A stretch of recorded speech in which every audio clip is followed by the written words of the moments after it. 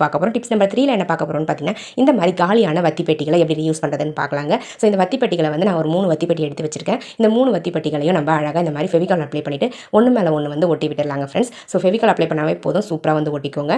பாருங்கள், இந்த மாதிரி ஒட்டி முடிச்ச பிறகு இதுக்கு உள்ளே வந்து அந்த பாக்ஸஸை போட்டு விட்டுடலாங்க.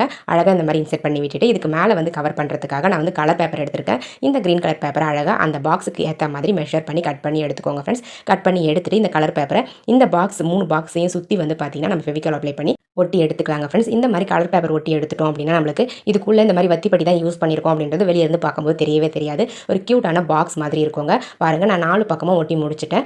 இந்த பாக்ஸுடைய ஃப்ரண்ட் பேக், அந்த ஓப்பன் இருக்கு இல்லைங்களா, அந்த ஓப்பன் இருக்கக்கூடிய ஃப்ரண்ட் பேக்கை மட்டும் நம்ம ஒட்டக்கூடாது, மற்ற பகுதிகளை ஒட்டி எடுத்துக்கணுங்க.